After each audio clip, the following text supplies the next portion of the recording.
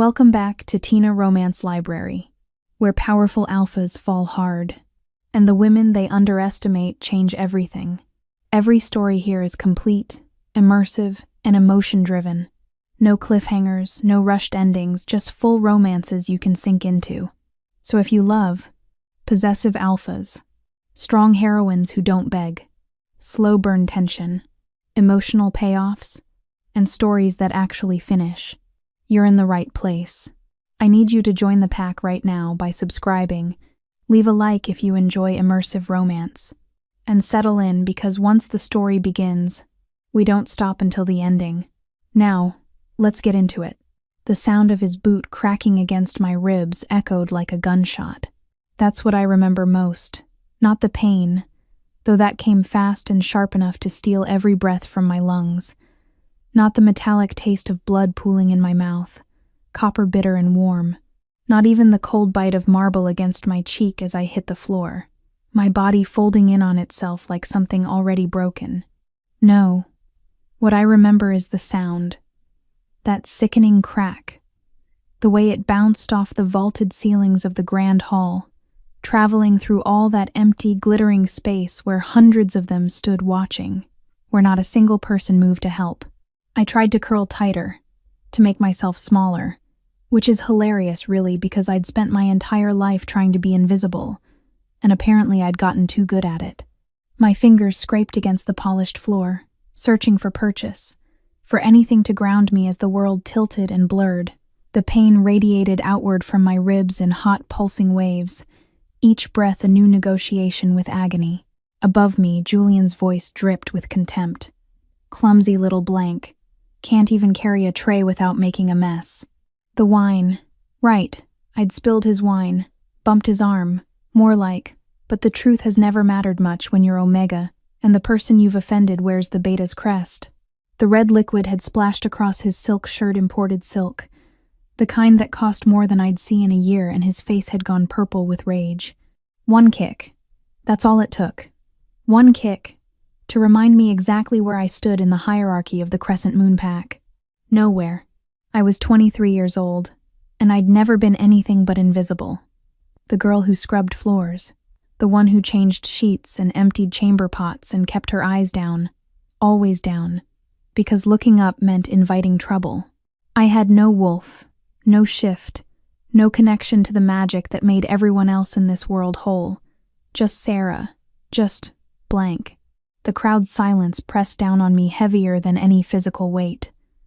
I could feel their eyes, dozens of them, skating over me like I was a stain on their perfect evening. The spring gala, the pack's most prestigious event of the year, where alphas and betas preened in their finery, where bonds were announced and alliances forged, where girls like me served champagne with shaking hands and prayed we'd make it through the night without incident. So much for that. I wanted to laugh, but breathing hurt too much. This was my life. This was all it had ever been. Invisible until someone needed a target. Worthless until someone needed to feel powerful. I'd stopped dreaming of anything different years ago. Stopped letting myself want things that were never meant for girls with empty eyes and no wolf singing in their soul. Except sometimes, late at night when I was alone, I'd watch them, the bonded pairs. The way an alpha would track his mate across a crowded room, like she was the only star in his sky. The way their hands would find each other without looking, drawn together by something deeper than choice, stronger than logic. The way they'd smile, not the practiced, political smiles of court, but something real and raw and achingly beautiful. I'd watch, and I'd feel this hollow thing open up inside my chest, this hunger I had no right to feel. Because love, real love, faded love that wasn't for someone like me. That was for wolves with power, with purpose, with something to offer beyond calloused hands and a talent for disappearing. A boot nudged my shoulder and I flinched. "Get up," Julian hissed. "You're embarrassing yourself." "I'm embarrassing myself." "Right, because I'm the one who just kicked a defenseless woman in front of 300 witnesses." The sarcastic thought flickered through my mind, almost making me smile despite everything. Almost. But then something changed. The air shifted. It happened so suddenly that even through the pain I felt it a pressure building, electric and overwhelming, like the moment before lightning strikes. The temperature in the room seemed to spike and plummet at the same time, and the hair on the back of my neck stood up. My body reacted before my mind could catch up. Something deep in my chest, something that had been silent and still my entire life, suddenly lurched. It felt like being pulled by an invisible rope, like every cell in my body simultaneously recognized something it had been waiting for forever. No. That was impossible. I didn't have a wolf. I couldn't feel. The massive oak doors at the far end of the hall exploded open, and everything I thought I knew about my life, about who I was and what I was meant for, shattered like glass. Because I felt him before I saw him, felt the weight of his presence like a physical thing, crushing and intoxicating all at once. Alpha. Pure, undiluted alpha power rolling through the room in waves that made every wolf present freeze, that made the chandeliers overhead tremble. Then the doors exploded open, and I knew with a certainty that defied every logical thought that nothing would ever be the same. I should have looked up. Every instinct I'd spent years training into submission screamed at me to lift my head, to see who had arrived with enough power to make the air itself bend. But fear is a reflex, and mine ran deeper than bone. So I stayed curled on that cold marble floor, tasting blood, feeling the throb of my ribs with each shallow breath, while the entire grand hall held its collective breath. The footsteps that echoed through the silence weren't hurried. They were measured, deliberate. Each one resonated through the floor and into my battered body like a heartbeat that wasn't my own. Heavy boots, I could tell from the sound moving with the kind of confidence that came from never having to prove anything to anyone. The presence grew stronger with each step. It rolled over me in waves, heat and pressure and something else, something that made absolutely no sense. Safety. I felt safe, and I had no reason to. No logic to explain why my racing heart was beginning to slow, why the panic clawing at my throat was loosening its grip. The footsteps stopped. Close. Too close. I could feel him standing over me now, could sense the sheer size of him even without looking. The crowd's silence had taken on a different quality, no longer the cruel indifference of witnesses to my humiliation, but something sharp with fear, with recognition. "Get up." Julian's voice again, but different now. Shaky. Wrong. I said take one more step toward her, and I will remove your throat with my bare hands. The voice that cut through Julian's words was midnight and smoke, edged with something dark and dangerous that made my stomach flip. It wasn't loud. It didn't need to be. The threat in those words was absolute, spoken with the casual certainty of someone who had ended lives before and wouldn't lose sleep over ending another. It vibrated through me, through my bones, through my blood, through that silent, still place inside me that had never once responded to anything. Until now, something stirred, deep in my chest, in that hollow space where everyone else had a wolf. Something moved. It was barely a flutter, so faint I might have imagined it, but it was there, like a sleeping thing opening one eye after a lifetime of darkness, like a first breath after drowning. My body went rigid with shock. That couldn't be. "My lord, Julian stammered, and I'd never heard him stammer, not once in the 3 years I'd endured his casual cruelty. "This Omega, she is bleeding on my floor." The voice hardened, ice forming over that midnight smoke. "Because of you, my floor." Oh God. The realization hit me like a second kick to the ribs. The spring gala, the visiting dignitary, the reason every surface in the pack house had been scrubbed until it gleamed, the reason we'd been threatened with dismissal if we made even the smallest mistake. The Alpha King of the Northern Territories had arrived early, and I was bleeding on his floor. I wanted to disappear, to sink through the marble and keep sinking until the earth swallowed me whole. But then he moved, and all thoughts of disappearing evaporated because he was kneeling. I heard it, the creak of leather, the rustle of fabric, felt the displacement of air as he lowered himself. An Alpha King, kneeling on the floor. For me, look at me. It wasn't a command, even though it could have been, even though he clearly had the authority to make it one. It was a request, gentle, patient. I physically could not make my body obey. Then his hand touched my shoulder. I flinched hard, a full-body jerk that sent fresh pain screaming through my ribs. I couldn't help it. Touch meant pain. Touch meant violence. Touch meant easy.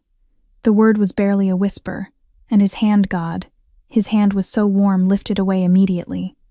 I'm not going to hurt you. I need to see how badly you're injured. No one had ever asked to see my injuries before. They'd never mattered enough to check.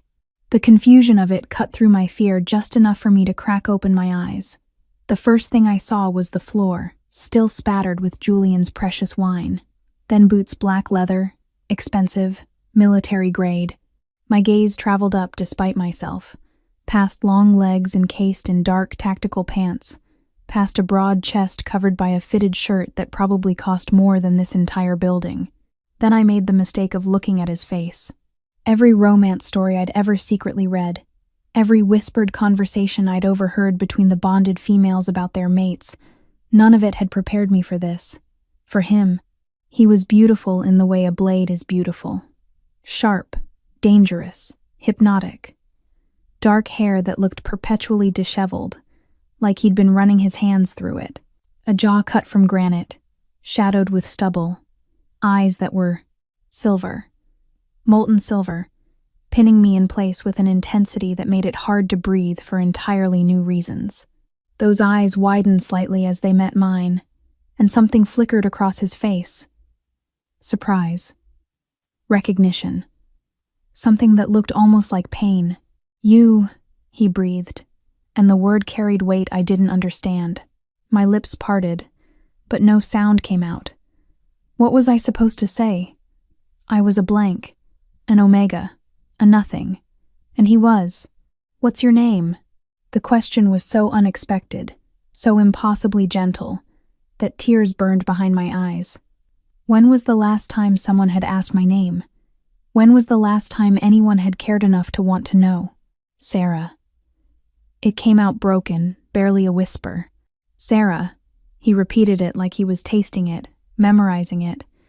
Then that gentle expression hardened into something lethal as he looked past me.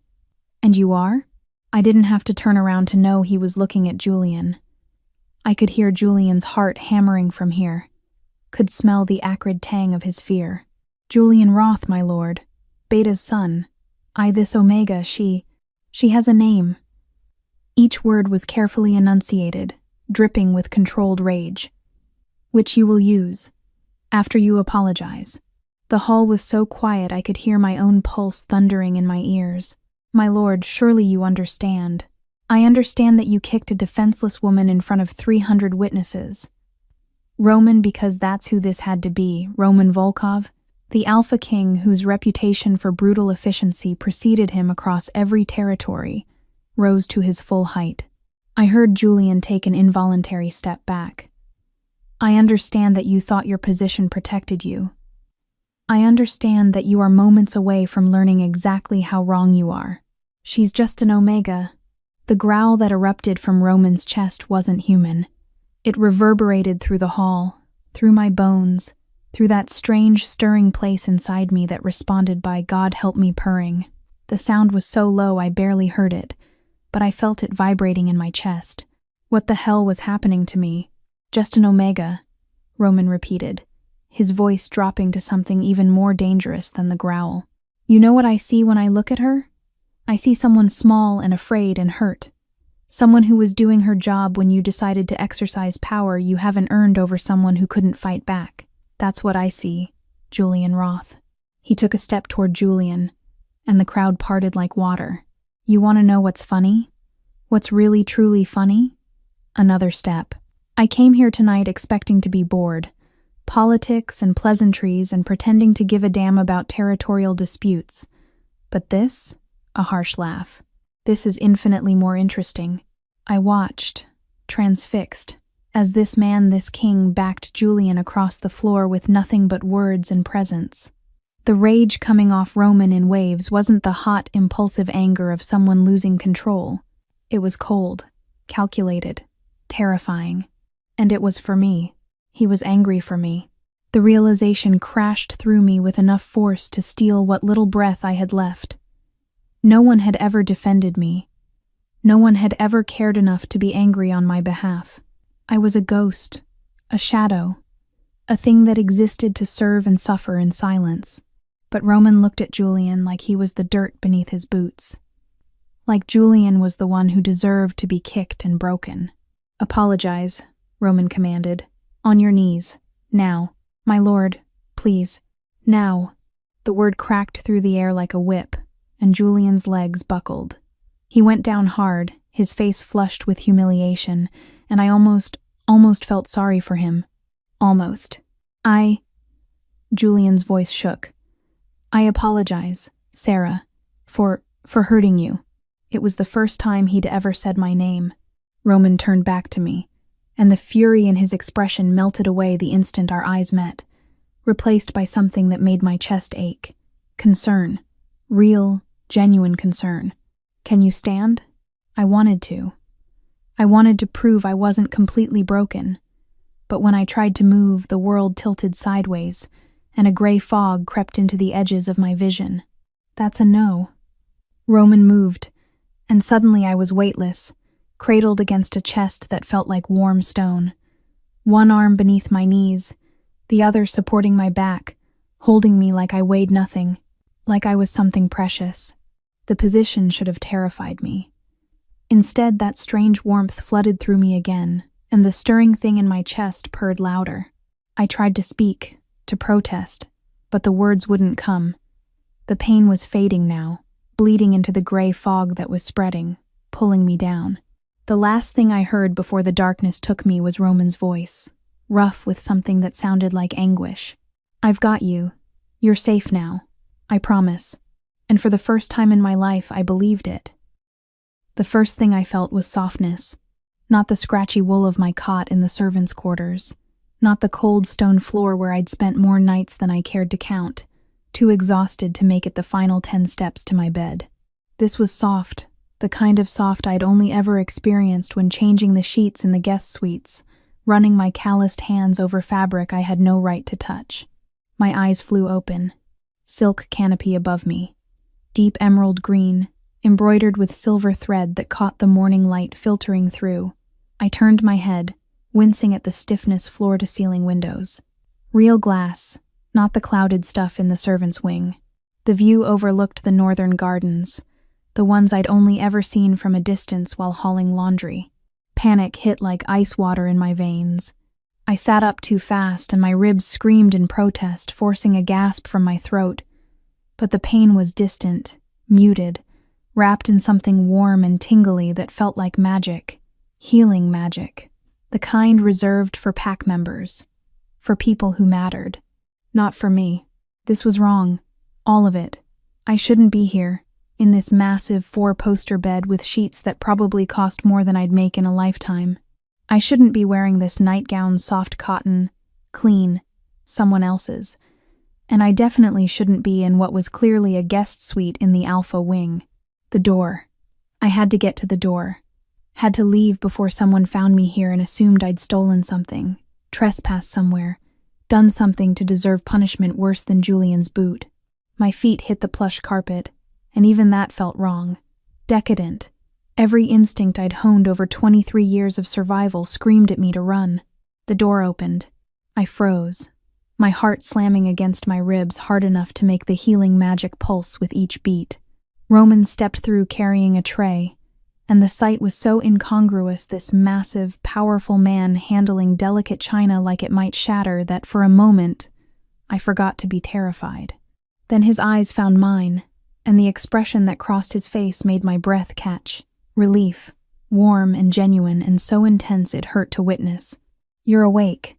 He kicked the door shut behind him with his boot, never taking his eyes off me. "Good. You need to eat." My voice came out hoarse, broken. I cleared my throat and tried again. "I shouldn't be here. Where should you be?" He set the tray on the bedside table with careful precision, and I caught the scent of food. Real food. My stomach clenched painfully. "Back in the servants' quarters? The ones I inspected this morning and found to be overcrowded, freezing, and completely unacceptable?" He'd inspected the servants' quarters. An alpha king had walked through our cramped, miserable wing and, back on the floor where I found you bleeding, his voice dropped, roughened with something dark. Tell me, Sarah, where exactly should you be? I couldn't answer, couldn't think past the way he said my name, like it mattered, like I mattered. Sit. It was gentle, but firm. Please. The please did it. I sank back onto the edge of the bed, perched, really, afraid to fully settle into all that luxury, and watched as he pulled up a chair, backwards, straddling it, his arms resting on the back, casual, like we were equals having a conversation. He pushed the tray toward me. Eat. I looked down and felt my throat close up. Eggs. Real eggs, not the powdered substitute we got in the kitchens.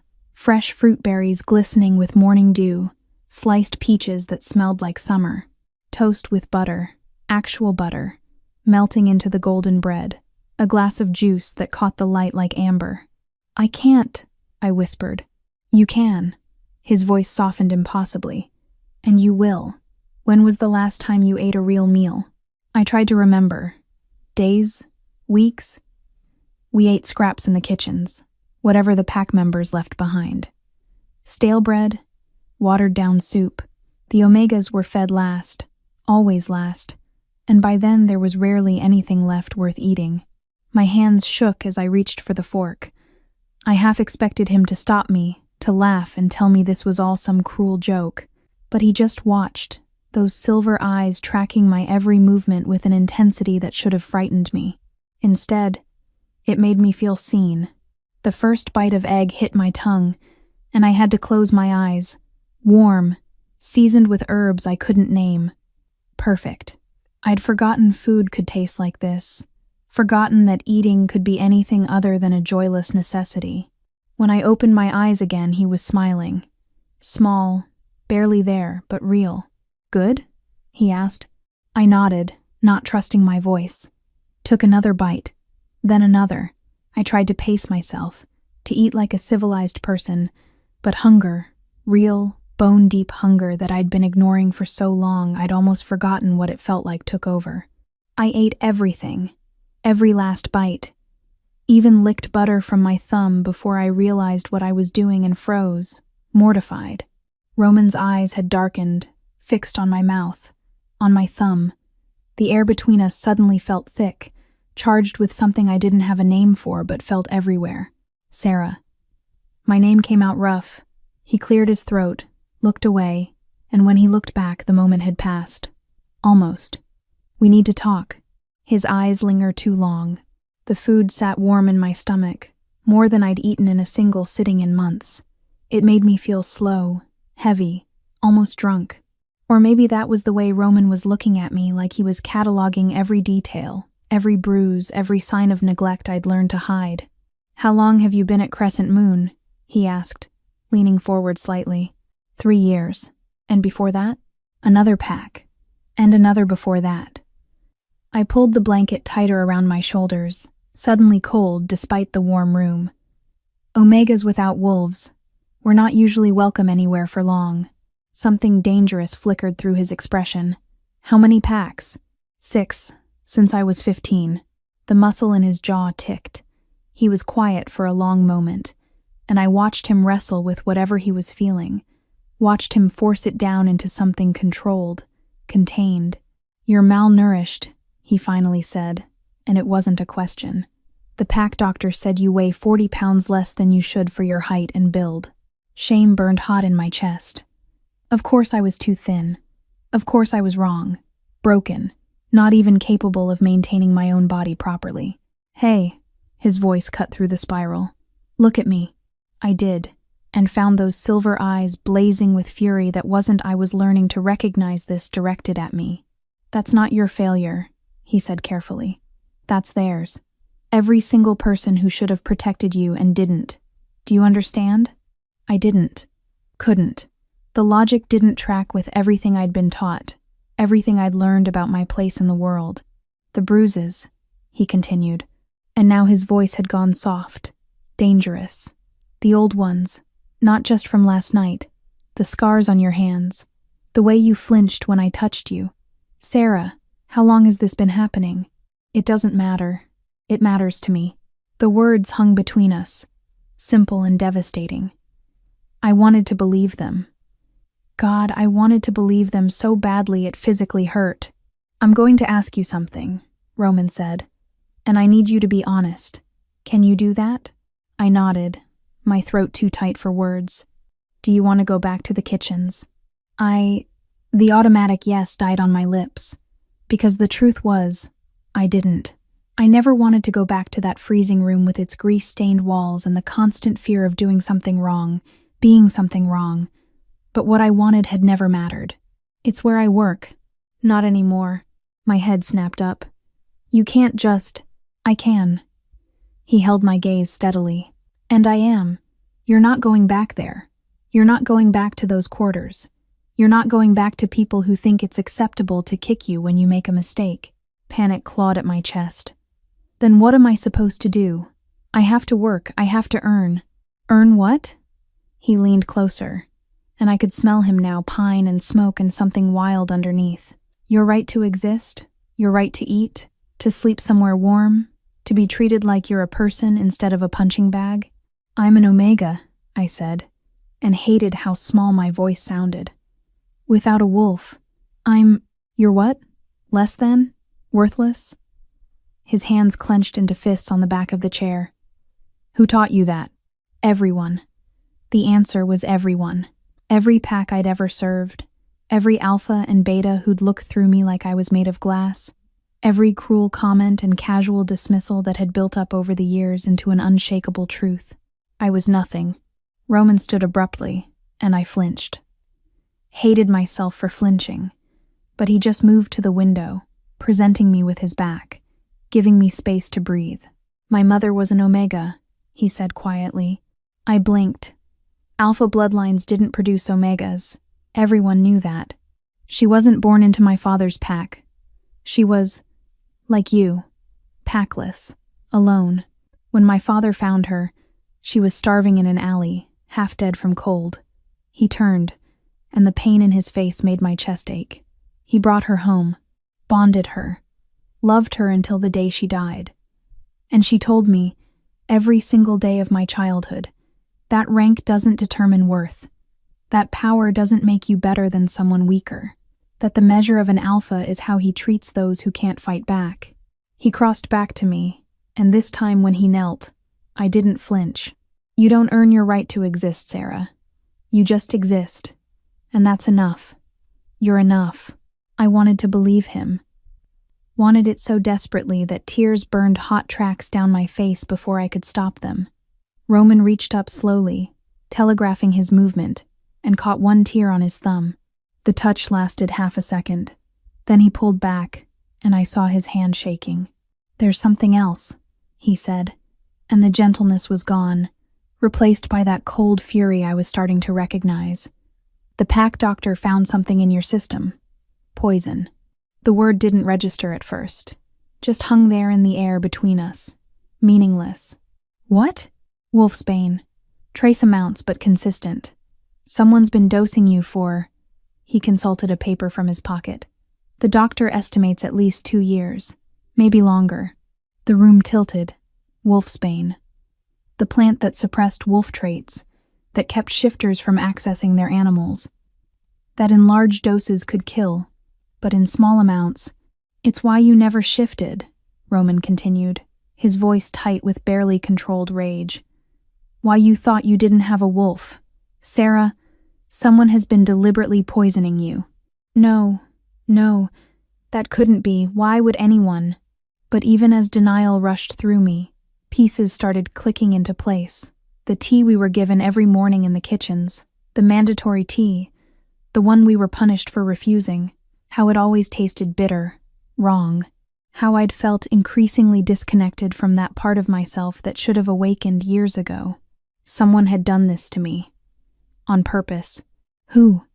The word came out broken, barely a whisper. I don't know yet. Roman's hands clenched into fists again. But I'm going to find out. And when I do... He didn't finish the sentence. Didn't need to. The promise of violence hung heavy in the air, and I should have been frightened, should have been horrified by the cold calculation in his eyes. Instead, I felt something else, something warm and fierce and entirely new, protected. For the first time in my life, someone was choosing to stand between me and the people who'd hurt me, not out of obligation or duty, but because he'd looked at me bleeding on a floor and decided that I mattered. Why? I asked, and wasn't sure myself what I was really asking. Why help me? Why care? Why look at me like I was something precious when everyone else saw trash? Roman held my gaze, and something passed between us. Something that made that strange stirring in my chest pulse with warmth, made my skin feel too tight, made me want to lean closer even as every survival instinct screamed at me to pull back. Because, he said simply, when I walked into that hall last night and saw you on the floor, I felt my wolf wake up for the first time in 5 years. Because every instinct I have is screaming at me to keep you close, keep you safe, keep you mine. He paused and his voice dropped to something raw, vulnerable. And I know that terrifies you. Hell, it terrifies me. But I need you to understand something, Sarah.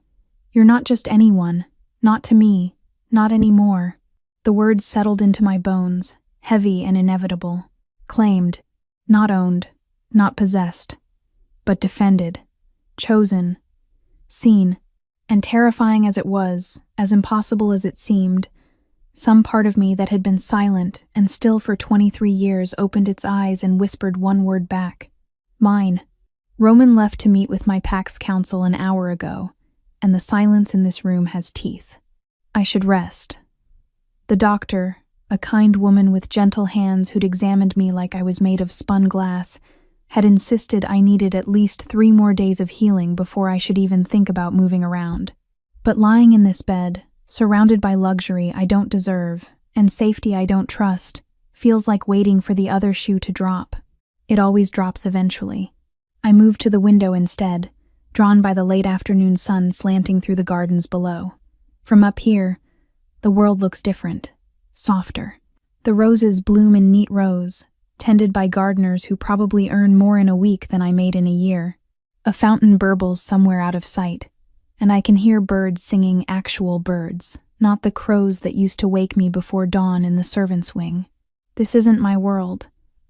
No matter what Roman says, no matter how his words made something in me want to believe, I don't belong in silk sheets and sunset views. Movement below catches my eye. My entire body goes rigid. Caleb stands at the edge of the garden path, looking up, directly at my window, at me. Even from this distance, I can see the smile. Cold, calculating. He lifts one hand in a gesture that could be a wave to anyone watching. But I see what it really is, the same hand that had gripped my throat 2 months ago, when I'd accidentally walked in on him and his friends in the study. The same fingers that had squeezed until black spots danced in my vision while he whispered what he'd do if I ever told anyone. I hadn't told. Who would believe me? Who would care? The smile widens. Then he draws one finger across his throat, slow and deliberate, before turning and walking away. I stumble back from the window, my heart slamming against my ribs. The healing magic pulses with each panicked beat, trying to compensate for the adrenaline flooding my system. He knows I'm here. Of course he knows. Everyone knows by now the invisible Omega who somehow ended up in the Alpha King's personal guest suite. The servants would be talking. The pack members would be speculating. And Caleb is the Alpha's son, the heir, and I've just become a complication he can't afford. My hands shake as I press them against my stomach, trying to ground myself, trying to think past the fear that's threatening to pull me under. Roman's voice echoes in my memory. You're not going back there. You're not going back to people who think it's acceptable to kick you when you make a mistake. But he doesn't understand, doesn't know what Caleb is capable of when no one's watching, doesn't realize that protection from an Alpha King might be the most dangerous thing that's ever happened to me. I close my eyes and feel it again, that moment in the hall when Roman had touched my shoulder. So gentle. So careful, the way his hand had lingered just a fraction too long, his thumb brushing against my collarbone before he'd pulled away like I'd burned him. The way he'd looked at me this morning, tracking that drop of butter on my thumb with eyes that had gone dark and hungry. The way he'd said mine like it was inevitable. I want it. God help me. I want his protection. Want those strong arms around me again. Want that wall of strength between me and everyone who's ever hurt me. Want to believe I could be safe. But wanting things has only ever brought me pain. The knock on the door makes me jump, my pulse spiking before I hear his voice. Sarah? It's me. I'm across the room before I can think better of it, pulling open the door to find Roman standing there looking wrong. His jaw is tight, his shoulders tense, and those silver eyes are storming with barely contained fury. What happened? The question spills out before I can stop it. Some of the tension bleeds from his shoulders when he sees me. Council meeting ran long. Politics. He steps inside, and I catch the scent of anger on him, sharp and electric. How are you feeling? Fine, good. I'm babbling, hyper-aware of how close he is in this suddenly smaller feeling room. The doctor said, I know what the doctor said. I asked how you're feeling. The distinction shouldn't matter, but it does. He's not asking for a medical update. He's asking me, personally. Like my feelings about my own body might actually be relevant. Sore, I admit. But better. The magic is, it's incredible. I've never felt anything like it. You should have had it years ago. His hand lifts, hovering near my face like he wants to touch but doesn't quite dare. Every injury, every hurt you should have been healed. Protected. Roman. I know. He drops his hand, steps back, and the loss of his proximity leaves me colder. I know I'm being too intense. Too much. You barely know me. But Sarah, I can't. He runs a hand through his already disheveled hair, frustrated. The council is pushing back. They don't want me interfering with Crescent Moon's internal affairs. They're calling it a diplomatic incident. My stomach drops. Because of me. Because they're cowards who'd rather maintain the status quo than admit they've been turning a blind eye to abuse. His voice hardens. But they're not wrong that this is delicate. Your alpha thorn, he's influential. Connected. Taking you under my protection is essentially declaring that his pack's treatment of omegas is unacceptable. Then maybe you shouldn't. Don't. The word cracks between us like a whip. Don't you dare suggest I should abandon you to make politics easier. I'm not worth starting a war over. You're worth everything. The words hang in the air, absolute and terrifying. Roman closes the distance between us in 2 strides, and suddenly his hands are on my shoulders, gentle. Always so gentle, and I'm looking up into eyes that are blazing with something that makes my knees weak. Listen to me, he says, low and intense.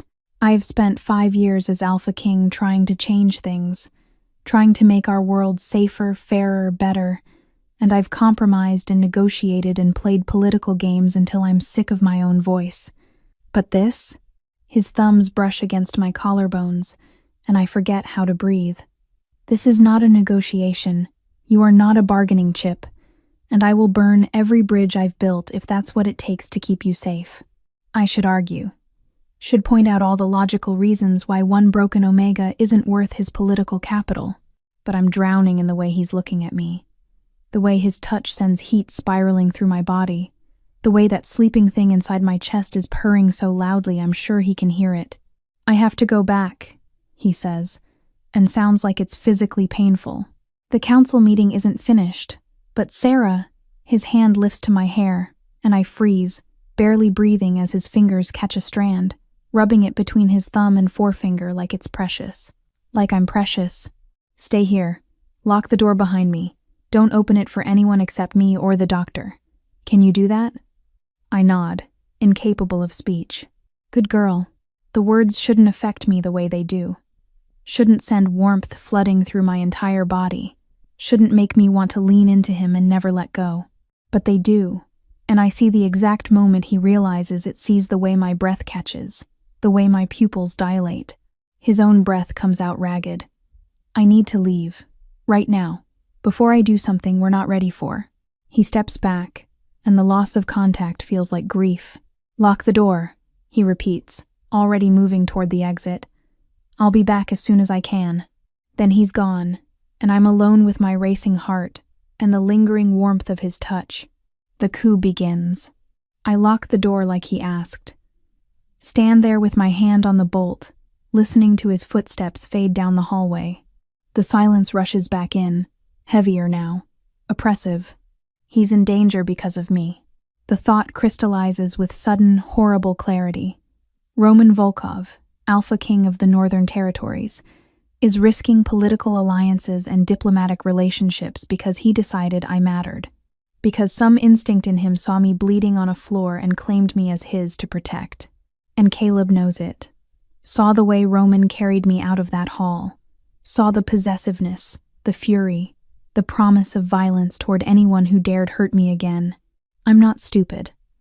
I've survived 6 packs by learning to read power dynamics, by understanding exactly how dangerous it is when someone important decides you're worth their attention.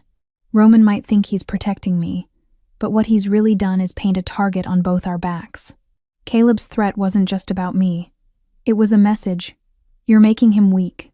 You're a liability he can't afford. My legs carry me back to the window without conscious thought. The gardens are empty now, shadows lengthening as the sun dips toward the horizon.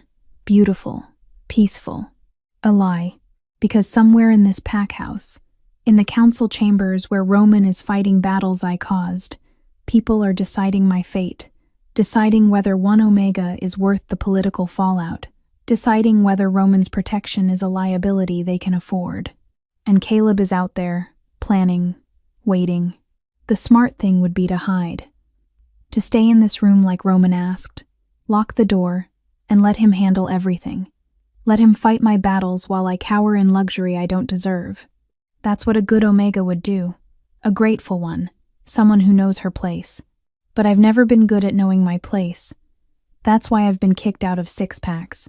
That's why Julian's boot found my ribs, because even beaten down and starved and broken, some part of me has never quite learned to be invisible enough. Roman said I was enough. Said I didn't have to earn my right to exist. Maybe it's time I started believing him. The decision crystallizes, sharp and clear. I'm not going to hide. Not anymore. Not while Roman is in that council chamber defending me to people who think I'm worthless. Not while Caleb is plotting whatever he's plotting. If I'm going to be the reason everything falls apart, I'm at least going to face it standing up. I move to the wardrobe, searching for something, anything more appropriate than this borrowed nightgown. My hands shake as I rifle through clothing that's been left here. Probably from previous guests. Definitely not meant for me. But I find a simple dress, dark green, nearly black. It's too big, but I make it work. Cinching it with a belt I find buried in a drawer. My reflection in the mirror stops me cold. I barely recognize the girl staring back. The bruises are fading, courtesy of the healing magic, leaving behind shadows that make me look haunted rather than beaten. My hair, when was the last time it was clean, falls past my shoulders in waves that catch the dying light. And my eyes, there's something different in my eyes. Something that wasn't there yesterday. Not quite strength. Not yet. But the beginning of it. The seed of something that might grow into defiance. I think of Roman's hand in my hair. The way he'd looked at me like I was worth burning bridges for. The way that sleeping thing in my chest had finally stirred awake. Whatever happens next, I'm not facing it as the invisible girl anymore. I'm not going to let Caleb's threat send me cowering. I'm not going to be the weakness that brings Roman down. If they want me gone, they're going to have to look me in the eye and say it. I unlock the door. The hallway outside is quiet, elegant in the way everything in the Alpha Wing is elegant. Thick carpets muffle my footsteps as I move toward the main staircase, following the path I'd been carried along last night when I was barely conscious. Part of me, the scared, practical part, screams that this is stupid, that I should turn around, lock myself back in that room, and wait for Roman like he asked. But a louder part, the part that's been silent for too long, pushes me forward. I'm done waiting for permission to exist. The council chambers are on the ground floor, tucked in the west wing. I've cleaned them before, back when I was invisible, back when I could move through these spaces like a ghost. But I'm not a ghost anymore. The voices reach me before I see the doors raised, angry, echoing through the vaulted hallway. I recognize Romans immediately, that deep rumble that feels like thunder in my bones. But there are others too. Alpha Thorn's clipped, aristocratic tones. And another voice, younger, smoother. Caleb. I stop outside the doors, my heart hammering. They're not quite closed, left open a crack, and through it I can see slices of the room beyond. The long council table, figures seated around it. Roman standing at the head, his posture rigid with barely contained fury. Cannot allow this precedent, Thorn is saying. The girl is pack property. You have no authority. Property? Roman's voice could cut glass. You just called a person property to my face and expect me to… She's an omega without a wolf. Another voice cuts in. Councilman Reeves, I think. By law, she's a ward of the pack until claimed. Alpha Thorn has every right. She was being poisoned. The words crack through the room like a gunshot. Systematically poisoned with wolfsbane to prevent her shift. And you're telling me that's within his rights? Silence, heavy and damning. Then Caleb speaks, and his voice is silk over steel. An unfortunate oversight. One we're prepared to investigate thoroughly, of course. But my lord, you must see how this looks. You arrive for a diplomatic visit, and immediately insert yourself into internal pack business, over one servant. It sets a dangerous precedent. The precedent I'm setting, Roman says, dangerously soft, is that abuse will not be tolerated. Not in my territories, not anywhere I have authority. If that makes you uncomfortable, Caleb, perhaps you should examine why. Perhaps you should examine your own motivations. Caleb's voice drops, becomes almost conversational. We've all seen the way you look at her. The way you carried her out like some kind of… What? Mate? You can't possibly expect us to believe this is about justice when it's clearly about… The door slams open under Roman's hand so hard it cracks against the wall. I jump back, my heart in my throat, as he storms into the hallway and stops dead when he sees me. For a moment we just stare at each other. His eyes are wild, his chest heaving, every line of his body screaming barely leashed violence. Then his gaze drops to my dress, to the fact that I'm here, outside this room, when he explicitly told me to stay hidden. Sarah. My name comes out rough. What are you doing? Behind him, I can see the council members rising, craning their necks to see who has interrupted them. I lift my chin and meet Roman's gaze steadily. I'm done hiding, I say, and I walk through the door. The council chamber erupts behind me, but I don't look back. Can't look back, because if I see the expression on Roman's face, anger or disappointment or worse, pity, I'll lose the fragile courage holding me together. Sarah, wait. Roman's voice cuts through the chaos, but Alpha Thorn's overlaps it. How dare you interrupt a council session? I don't wait to hear the rest. My feet carry me back through the door, into the hallway, away from the suffocating weight of their stares and their judgment. I hear Roman call my name again, hear his footsteps. But there are others too, Caleb's voice, sharp with something that might be triumph. They're going to lock me away. Send me back. Make me disappear again. Not this time. The hallway branches, and I take the turn on instinct, muscle memory from months of navigating these corridors as invisible labor. There's a servant stairwell here, narrow and dark, the kind of place pack members never notice. I slip through the door and start climbing, my ribs protesting even as the healing magic pulses. Up. I need to go up. Need space to think, to figure out what the hell I'm doing. Because I just walked into a council meeting and now I'm running and I have no plan, no idea what comes next.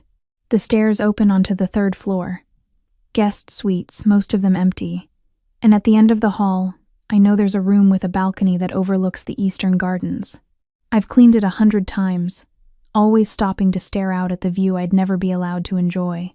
I make it to the room and lock the door behind me, my breath coming in sharp gasps that have nothing to do with the climb.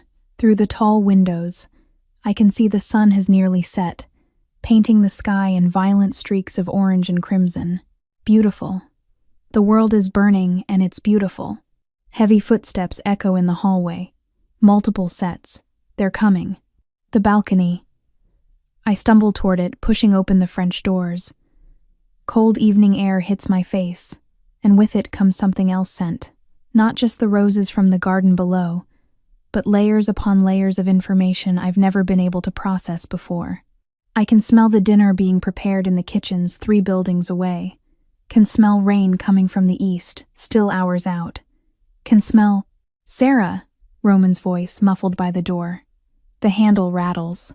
"Open the door, please." My hands grip the balcony railing, and I look down. 3 stories. There's a trellis covered in climbing ivy, sturdy enough to hold garden lights during events, sturdy enough to hold me. Probably. Don't even think about it. Roman's voice has gone deadly calm in that way. That means he's terrified. "Sarah, I can hear your heartbeat. I know what you're considering. Don't." "I'm not going back," I call out, surprised by how steady my voice sounds. "Not to the kitchens. Not to Thorne. Not to being invisible. I know, and I'm not asking you to. Just please, open the door. Let's talk." "Like you were talking in there?" The words come out bitter. Letting them debate whether I'm property, whether saving me is worth the political cost. Silence. Then, "It's not like that, isn't it?" The door shudders. He's going to break it down. And part of me, the part that's been starved for protection my whole life, wants to let him.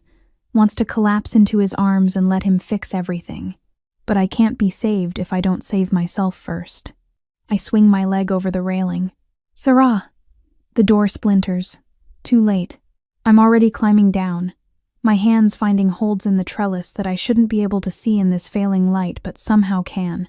My body moves with a grace I've never possessed, finding the next foothold, the next grip, descending with confidence that should terrify me but instead feels right. Something is happening to me.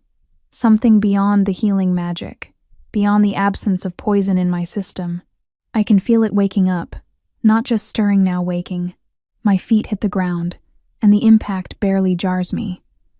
I should have stumbled, should have felt that in my knees, but instead I land in a crouch that feels instinctive, predatory. Above me, Roman leans over the balcony railing, his face a mask of fury and fear. "Don't follow me," I call up. "I'll come back, I promise. But I need to do this." "Do what?" he shouts. "Sarah, what are you?" But I'm already running. The gardens blur past, and I'm moving faster than I've ever moved, faster than should be possible. My lungs expand with each breath, pulling in air that tastes like freedom and possibility. The dress tangles around my legs, so I gather it up, not caring about modesty, caring only about speed. Because I know where I need to go, know what I need to find. Mrs. Higgins, the head of household staff.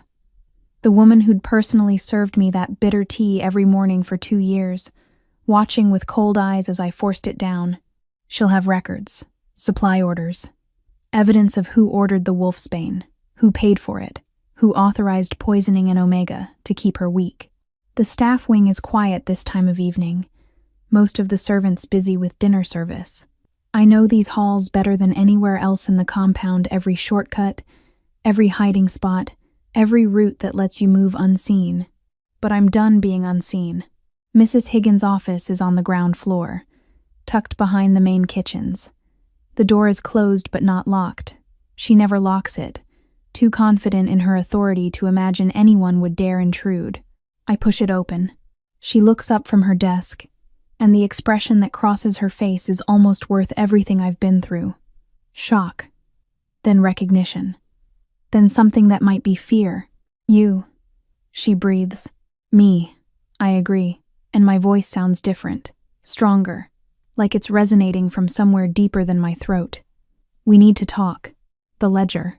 Mrs. Higgins recovers quickly, her face settling back into the stern mask I've known for years. "You're not permitted in this office, Omega. Get out before I have you removed." "By who?" I step inside and close the door behind me. "The guards, they're all at dinner. The other staff, they're terrified of you." I move closer to her desk, and she actually leans back. Looks like it's just us. "The Alpha King's protection won't last," she hisses. "You're a novelty, a distraction. Once he realizes what you really are, What I really am, I cut her off, is someone you've been poisoning for 2 years. Her eyes narrow. I have no idea what you're talking about. The tea. Every morning. You made sure I drank it. Watched me. Sometimes you'd make me drink a second cup if you thought I'd fake the first one. Herbal tea, she says coolly. For your health. Wolfsbane. The word drops between us like a stone. You've been dosing all the omegas with wolfsbane to keep us from shifting, to keep us weak, controllable. Something flickers in her expression. Not guilt, Mrs. Higgins doesn't do guilt. But calculation. She's weighing her options, deciding how much to admit, how much to deny. Even if that were true, she says slowly, you have no proof. It's your word against mine, and who do you think they'll believe? I think they'll believe the supply ledgers. I gesture to the filing cabinet behind her desk, the ones you keep meticulous records in, because you're nothing if not efficient, Mrs. Higgins. Every purchase, every expense, all documented so you can account for every penny of the PAC's money. Her face goes pale. You can't, those records are private. They're evidence. That resonance is back in my voice, making the air vibrate, making her flinch, and I'm taking them. I move around the desk, and she stands abruptly, blocking the filing cabinet with her body. You stupid girl, she spits. You think you've won something? You think because the Alpha King showed you a moment of kindness that you matter now? She laughs, harsh and cutting. You're nothing. You've always been nothing. And when he's done with you, when he realizes you're more trouble than you're worth, you'll be right back where you started. Except this time, no PAC will take you. You'll die alone in a gutter somewhere, and no one will even remember your name. The words should hurt, should cut deep into all those old wounds, all those years of being told I was worthless. Instead, I feel that thing in my chest snarl. Move, I say quietly. Make me. We stare at each other, and I can see her confidence wavering. Because something is happening to me, something visible enough that even she can see it. My eyes, I can feel them changing, heating, probably doing something that eyes shouldn't do. The wolf that's been sleeping inside me my whole life is waking up. And she's angry. I could, I say, and mean it. I could make you move, could probably hurt you doing it. And part of me, I pause, acknowledging the dark satisfaction curling through my chest. Part of me would enjoy it. Mrs. Higgins' breath catches. But I'm not going to. I straighten, pulling back the aggression, leashing whatever this new power is before it consumes me. Because that would make me like you. Like everyone who's ever used their strength to hurt someone weaker. And I refuse to become that. I can see her trying to process this, trying to find the angle, the weakness to exploit. I'm taking the ledgers, I continue. You're going to step aside, and then you're going to pack your things and leave this PAC before Roman finds out exactly what you've done. Because, Mrs. Higgins, I lean in close enough to see her pupils dilate with fear. He's not going to be as merciful as I am. For a long moment, she doesn't move. Then, slowly, she steps aside. My hands shake as I open the filing cabinet, as I find the ledger marked with this year's date. The entries are there, clear as day: herbal supplement, Omega Wellness Program, ordered monthly, paid for from the household budget. But there's a notation in the margin, an authorization code. I flip back through previous years, and it's there too. The same code, the same authorization. My blood runs cold as I recognize it. This didn't come from Mrs. Higgins. She was following orders. Orders from Alpha Thorne himself. Running toward destiny. The ledger feels like it weighs 1,000 pounds in my hands as I run. My feet pound against the floor, each step echoing through the servants' corridors. Behind me, I can hear shouting, Mrs. Higgins has raised the alarm. Of course she has. Whatever fear I'd inspired lasted exactly as long as it took me to turn my back. But I'm faster now. Stronger. That thing waking up inside me is changing everything, rewiring instincts, sharpening senses. I can hear the guards mobilizing 2 floors above, can smell their confusion and aggression on the air. They're looking for a scared Omega. They have no idea what I'm becoming. The main hall is ahead, And that's where Roman will be, where the council will still be gathered, probably tearing each other apart over the political disaster I've created.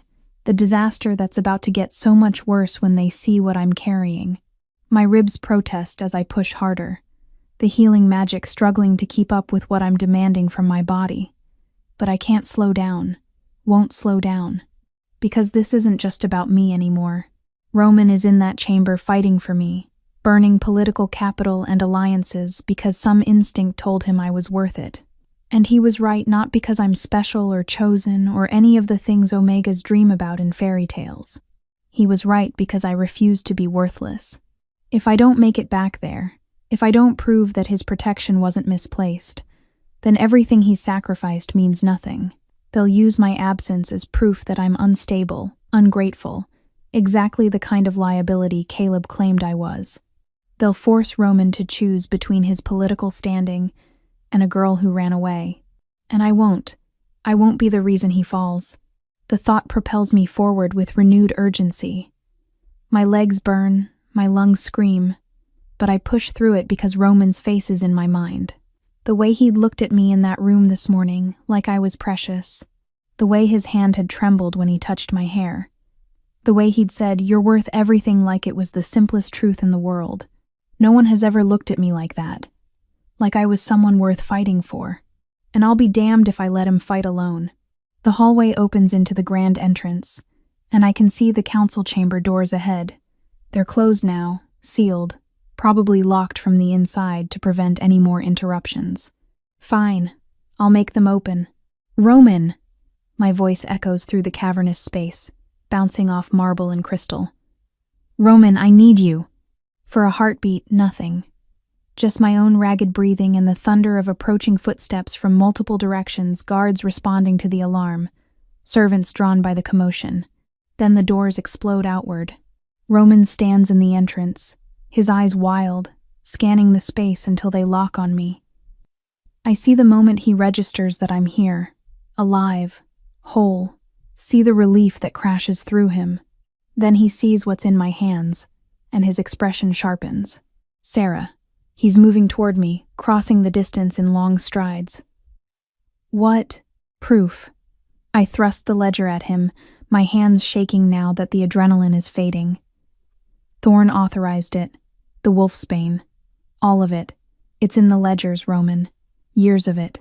His hands close around the book, around my hands, steadying me. Breathe, he murmurs, low enough that only I can hear. You're safe. I've got you. But I shake my head, pulling back just enough to meet his eyes. I'm not safe. Neither are you. Not until they see this. Behind him, the council has emerged from the chamber. Alpha Thorn looks thunderous, Caleb calculating. The other council members range from confused to concerned. This is absurd, Thorn snaps. That Omega has clearly lost her mind, breaking into offices, stealing private property. Is that what this is? Roman's voice cuts through the protests like a blade. He holds up the ledger, and his anger is a palpable thing, crackling in the air between us. Private property? Or evidence of systematic abuse? You can't possibly take her word. I'm not taking her word. Roman flips open the ledger, his eyes scanning the pages with terrifying speed. I'm reading yours, right here. Authorization code AT Prime. That's you, Thorn. Your personal code. Ordering wolfsbane under the guise of Omega wellness programs. The silence that falls is absolute. You poison them, Roman continues, his voice dropping to something deadly. For years. Kept them weak, kept them from shifting, all so they'd be easier to control, easier to abuse. They're Omegas, Thorn says, but there's an edge of desperation creeping into his voice now. Without wolves, they needed protection. Roman takes a step toward him, and even the other council members step back. They needed pack. They needed someone to care whether they lived or died, and instead, you poisoned them. I feel it then, that bond that's been building between us, that invisible thread. It pulls taut, and through it I feel his rage. Not just for me, for every Omega who'd drunk that tea, for every girl who'd believed she was broken when really she'd been broken. Roman. I touch his arm and he goes still. Don't. He looks at me, and I see the war in his eyes. The desire to tear Thorn apart warring with something else.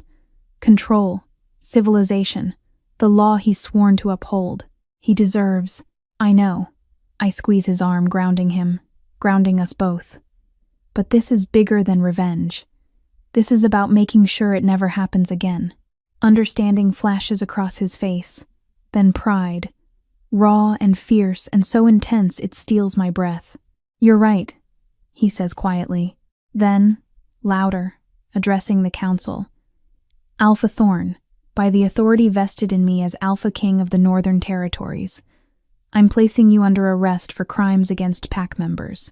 You will be detained pending a full investigation. You can't. Thorn sputters. I am. And if you resist, I'll add that to the charges. Guards move forward. Roman's guards, I realize, not Thorn's. They must have been stationed outside. They take Thorn by the arms, and he goes, still protesting, still insisting this is all a misunderstanding. Caleb watches his father dragged away, his face unreadable. Then his eyes find mine, and I see it, the cold calculation, the planning. This isn't over for him. It's just beginning. But for the first time in my life, I'm not afraid.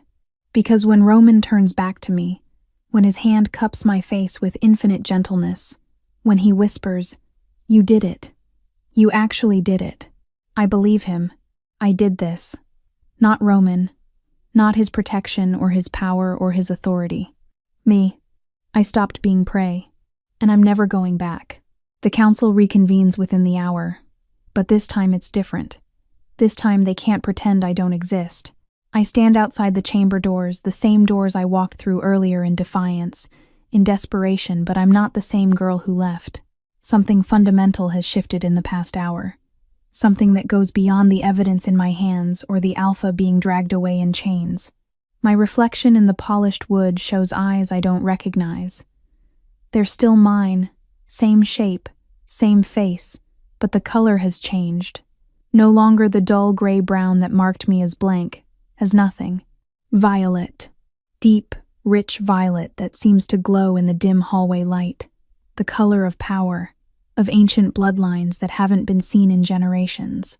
I should be terrified. Should be questioning what's happening to me, what I'm becoming. But all I feel is right, like I'm finally seeing myself clearly for the first time. Miss Sarah. One of Roman's guards approaches, his expression carefully neutral. The council is ready for you. I nod, squaring my shoulders. My hand reaches for the door handle, and it explodes inward before I can touch it. Not from my power, from Caleb's. He stands in the doorway, flanked by 3 guards I don't recognize. Not Roman's men. His face is twisted with rage, with something darker. You stupid bitch, he snarls. You really thought you could destroy my father and walk away? The guards move toward me, and instinct takes over. That thing inside me, my wolf, finally awake after years of forced sleep surges. I don't think, don't plan. My body simply moves. The first guard reaches for me, and I catch his wrist, redirecting his momentum so he crashes into the wall behind me. The impact cracks the plaster. He slides down, dazed but alive. The second comes from my left. I duck under his grab, sweep his legs, and he goes down hard. The sound of his knee hitting marble makes me wince, but I don't stop moving. The third is smarter. He doesn't try to grab me, he shifts, his body rippling into wolf form mid-lunge. But I'm faster. My hand shoots out, catches him by the throat mid-transformation. The partial shift leaves him vulnerable, caught between forms, and I use his own momentum to slam him into the ground. Not hard enough to kill, just hard enough to make a point. I'm not prey anymore. The hallway falls silent except for the groaning of the downed guards. I straighten slowly, my breathing barely elevated, and look at Caleb. He's staring at me like he's seeing a ghost. Your eyes, he whispers. That's impossible. You're blank. You don't have... I was poisoned. My voice comes out cold, controlled. For years. By your father's order. Did you know, Caleb? Did you know what he was doing? His silence is answer enough. Behind him, The council chamber has gone deadly quiet. I can see them through the doorway, Roman standing at the head of the table, frozen mid-gesture. The other council members scattered around, their faces ranging from shock to fear to something that might be awe. They're all staring at me, at my eyes, at what I've become. Roman moves first. He crosses the chamber in 3 strides, shouldering past Caleb like he's not even there. His eyes lock on mine, and what I see in them steals my breath. Not fear, not shock, though both are there. Pride. Raw, fierce, overwhelming pride. And underneath it, heat. The kind of heat that makes my skin flush, that makes that bond between us pull so tight it's almost painful. Sarah. My name comes out reverent. His hand lifts to my face, thumb brushing just below my eye. Your wolf, she's awake, I finish. Finally awake. His smile is devastating. She's beautiful. The moment stretches between us, intimate despite the audience. His thumb traces my cheekbone, and I feel that touch everywhere. Feel it echo through the bond that's grown from a thread to a rope to something unbreakable. My lord. One of the council members clears his throat. Perhaps we should the guards. Roman doesn't look away from me. The guards attacked first. She defended herself, admirably. Finally, he turns, and the warmth in his expression freezes into something arctic. Caleb, care to explain why you just ordered an assault on someone under my protection? Caleb's face has gone pale. She attacked my father. She exposed his crimes. Roman's voice could cut steel. With evidence, with proof, something you might want to consider before you make this worse for yourself. I watch Caleb's jaw work. Watch him struggle between rage and self-preservation. Finally, self-preservation wins. He jerks his head at his remaining conscious guard, and they retreat. But not before Caleb throws one last look over his shoulder. A promise, a threat. This isn't over. Truth unleashed. The council chamber feels different from the inside. Earlier, I'd barely registered the space, too focused on not collapsing, on making it through the door before my courage failed. Now I see it clearly. The long table of dark wood, polished to a mirror shine, the chairs upholstered in deep burgundy, the massive fireplace crackling at one end, the portrait of the previous Alpha King hanging above it, and the faces around the table staring at me like I'm a bomb that might detonate. Roman's hand rests on the small of my back, protective, possessive, grounding. Sarah has brought evidence, he announces, that requires immediate council attention. He guides me to the table, pulling out a chair. His chair, the one at the head. My lord, that's... Councilman Reeves starts. My decision. Roman cuts him off. Sit, Sarah. I hesitate. Every instinct rebels against taking the Alpha's seat, against putting myself literally above my station. But Roman's eyes hold mine, and I see the intention there. This isn't about hierarchy. It's about visibility. Sit. Roman remains standing beside me, his hand on the back of my chair. The message is clear, we're together in this. United. The ledger, Roman says, and I slide it across the table. The council members lean in, passing it between them. I watch their expressions change as they read shock, disgust, anger. Even the ones who'd been hostile earlier can't deny what's written in black and white. This is... Councilwoman Sterling, the Luna of the Eastern Pack, looks up with horror in her eyes.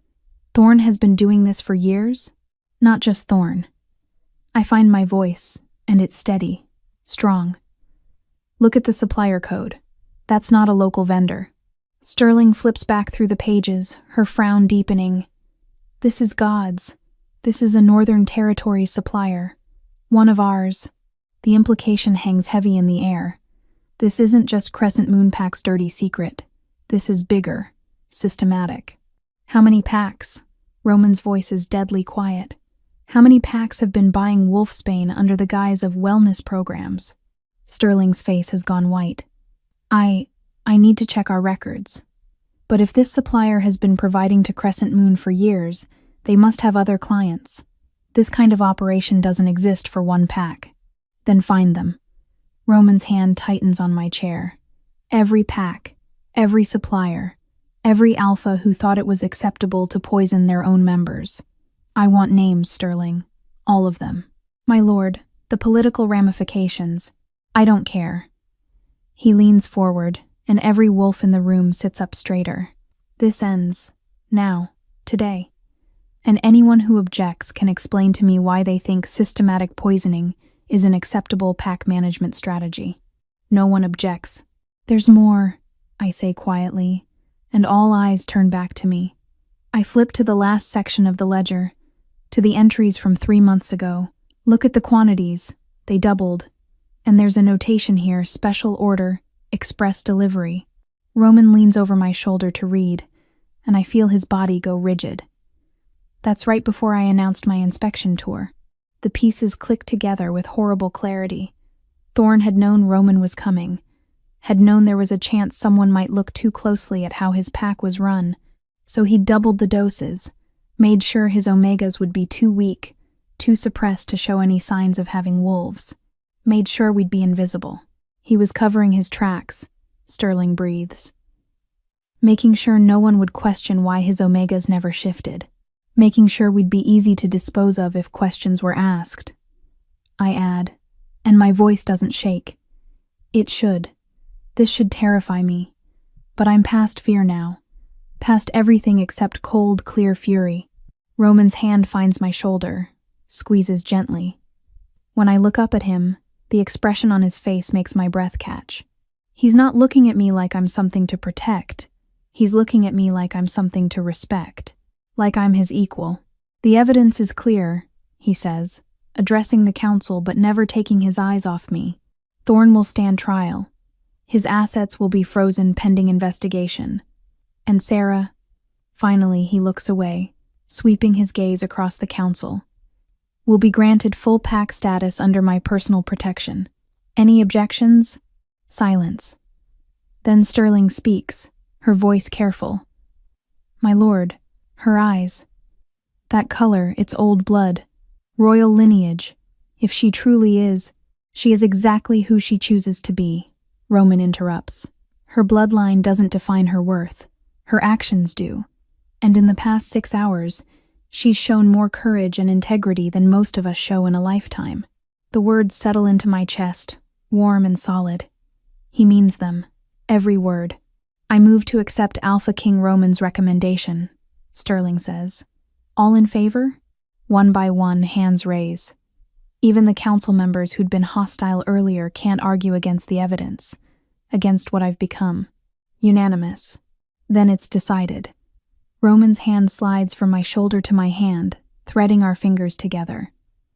The gesture is casual, intimate, and completely inappropriate for a formal council meeting. He doesn't care. Neither do I. I'm standing to thank them, to say something gracious and appropriate, when the door crashes open again. Alpha Thorne stands in the entrance, blood on his shirt, wild-eyed and desperate, and in his hand, a gun. The bullet. Time fractures into crystalline moments, each one sharp enough to cut. Thorne's hand rising, the gun gleaming silver in the firelight. Not a wolf's weapon. Something human. Something designed to kill quickly, efficiently, without honor. Sterling's scream high and sharp. Roman's body already moving, already throwing himself between me and the threat. But I'm faster now. My wolf is awake, and she sees what's coming before my conscious mind can process it. I surge forward, trying to push Roman aside, trying to reach Thorne before he can. The gunshot cracks through the chamber like thunder. But the bullet doesn't find me. Caleb, who'd been standing behind his father, who I'd thought had left, who should have been anywhere but here, jerks sideways. His body moves with the kind of speed that comes from pure instinct, from the wolf taking over when the human mind is too slow. He takes the bullet meant for me. The impact spins him around, sends him crashing into the wall. Blood blooms across his chest, spreading fast, too fast. Caleb! Thorne's scream is raw, animalistic. The gun clatters from his hand as he lunges toward his son. Roman's guards swarm into the room, but I barely register them. My eyes are locked on Caleb, On the way, he's sliding down the wall, leaving a red streak behind him. He saved me. The thought doesn't make sense. Nothing makes sense. Caleb hates me, threatened me. He was planning something, I know he was. I saw it in his eyes. But he took the bullet. Roman's arms close around me from behind, pulling me back as guards tackle Thorn. "Don't look," he murmurs against my hair. "Sarah, don't." But I can't look away. Caleb's eyes find mine across the chaos. They're glazing already, the light fading, but there's something in them, something I can't quite read. Regret? Resignation? Why? The word tears from my throat. His lips move. I don't hear what he says over the chaos, but I can read it clear enough. Not you. Should never have been you. Then his eyes close, and the medical team is there, swarming around him, blocking my view. Thorn is screaming, fighting against the guards, demanding they let him go to his son. The sound is horrible, a father watching his child die, watching everything fall apart. And I feel nothing. I should feel something. Satisfaction that he's hurting the way he made others hurt. Relief that the threat is neutralized. Something. But I'm just numb. Roman turns me in his arms, cups my face, forces me to look at him instead of the chaos. "Breathe," he orders. "Sarah, breathe with me." I realize I'm hyperventilating. The edges of my vision are going gray. "That's it. In and out. Stay with me." His thumbs stroke my cheekbones, grounding me. "You're safe. I've got you." "He saved me," I whisper. "Caleb, why would he? I don't know." Roman's jaw is tight. "But right now I need you to focus on breathing. Can you do that?" I nod, pulling air into my lungs deliberately. Once, twice. The gray recedes. Around us, order is being restored. Thorn has been subdued, dragged away, still screaming his son's name. The medical team has Caleb on a stretcher, working frantically.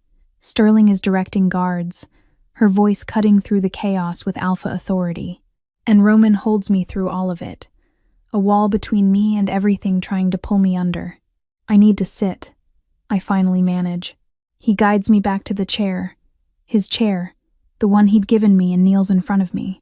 His hands find mine, and I grip them like they're the only solid thing in a spinning world. "Talk to me," he says quietly. "What are you feeling?" "I don't know. It's the truth. I thought I'd feel when Thorn was arrested. When everything came out, I thought I'd feel vindicated, or satisfied, or something. But watching Caleb, my voice cracks. He was horrible to me, threatened me, but he's still someone's son. And now he might die saving you." Roman's expression is complex, layered with things I can't quite parse. "That's going to mess with your head for a while. It's supposed to." "Why did he do it?" "I don't know." He squeezes my hands. Maybe he saw his father about to cross a line he couldn't come back from. Maybe some part of him knew this was wrong. Maybe... He pauses, something flickering across his face. "Maybe he saw what I see when I look at you. Someone worth protecting." The words wrap around me, warm despite everything. I want to believe them. Want to believe I'm worth the chaos, the violence, the political nightmare this has become. "People are hurt because of me," I whisper. "People are hurt because of the system that allowed you to be poisoned, abused, and nearly killed." Roman's voice hardens. "Because of alphas like Thorn who thought power gave them the right to brutalize those weaker than them. You didn't cause this, Sarah. You exposed it. There's a difference." Behind him, Sterling approaches. Her expression is grim. "My lord, the doctors. Caleb is stable. Critical, but stable. They're taking him to the medical wing now." Relief crashes through me, unexpected and overwhelming. He's alive. He might not deserve my concern, might not have earned anything but my contempt, but he's alive. "And Thorn?" Roman asks, not turning away from me. "Contained. We found the guard who let him escape. Turns out Thorn had been paying him for years. He's been taken into custody as well." She pauses. "My lord, with your permission, I'd like to begin the broader investigation immediately. If this supplier has been operating for years, if other packs have been involved, do it. Finally, Roman looks at her. I want every pack in the Northern Territories audited, every Omega accounted for, every supply order scrutinized. If anyone else has been doing this, I want to know. Today. It will cause... I don't care what it causes. He stands, and his presence fills the room. This ends now, completely, and anyone who has a problem with that can take it up with me personally. Sterling nods and retreats, already pulling out her phone. Roman turns back to me, and his expression softens. Come on, let's get you out of here. Where are we going? Somewhere quiet, somewhere safe, somewhere you can fall apart if you need to without an audience. The offer is so tempting. To leave this room with its bloodstains and chaos, to collapse into his arms and let him carry the weight for a while. But I've spent my whole life being carried, being moved, being told where to go and what to do. I stand on my own even though my legs shake. I want to see him, Caleb. I need to know he's okay. Roman studies my face for a long moment. Then he nods. Okay. But Sarah, after that you rest. That's not a request. Despite everything, I almost smile. Is that an order, Alpha King? It's a plea, he says softly, from someone who can't stand the thought of you hurting. And there it is again, that bond between us, pulling tight, singing with an emotion I'm not ready to name. But I feel it anyway, in the way his hand finds mine, in the way we walk out of that chamber side by side, neither leading nor following, equal, together, and somehow, despite the blood and the chaos and the bullet that almost ended everything, I feel something I've never felt before. Hope. The medical wing smells like antiseptic and blood, a combination that makes my stomach turn. But I force myself to walk these sterile hallways, Roman's presence solid and steady beside me. Caleb's room is at the end, guarded by 2 of Roman's men. They straighten when they see us, their eyes flickering to me with something new. Not pity, not contempt, respect. It's disorienting. How is he? Roman asks. Stable, my lord. The doctors say he'll survive. The bullet missed his heart by inches. The guard's gaze shifts to me again. He's been asking for her. My breath catches. Me? Won't say why. Just keeps repeating your name. Roman's hand finds the small of my back. You don't have to do this. I know. And I do. But something pulls me forward anyway. Some need to understand why someone who hated me would take a bullet meant for me. The room is dimly lit, machines beeping steadily. Caleb lies in the bed, his chest wrapped in bandages, his face pale but conscious. His eyes track to me the moment I enter. Sarah. My name comes out rough, pained. You came. The guard said you asked for me. I stay near the door, Roman a solid presence behind me. Why? Caleb's laugh is bitter, cut short by a wince. Because I owe you the truth, and I might not get another chance to tell it. You don't owe me anything. My father killed my mother. The words drop like stones. 10 years ago. She was an Omega, low-ranking. He bonded her because the pack pressured him to settle down, but he never loved her. And when she started questioning his methods, started asking about the wellness program, he breaks off, his jaw working. He made it look like an accident. But I knew. I've always known. The room is so quiet I can hear my own heartbeat. I became like him, Caleb continues, his eyes fixed on the ceiling. Told myself it was survival, that the world was cruel and you either dominated or got crushed. But when I saw him pull that gun, when I saw him about to, his gaze finally meets mine, and there's raw pain there. I saw my mother, saw every Omega he'd hurt over the years, and I couldn't let him add you to that list. Tears burn behind my eyes. Caleb, I'm not asking for forgiveness. He cuts me off. I don't deserve it. The things I did, the things I said to you, there's no excuse. But I need you to know that when it mattered, when it was life or death, his voice cracks. I chose right. Finally chose right. I don't realize I'm moving until I'm at his bedside, my hand hovering over his. You saved my life. doesn't make up for the times I made you wish you were dead. The brutal honesty of it steals my breath. He's right. He was cruel, vicious, everything I feared about alphas who saw omegas as less than. But he's also lying here because he threw himself in front of a bullet. People are complicated. The realization settles into my bones. They can be both monster and martyr, both cruel and kind. Caleb doesn't stop being responsible for his actions because he performed one selfless act, but he also doesn't stop being human being wolf because of his past cruelty.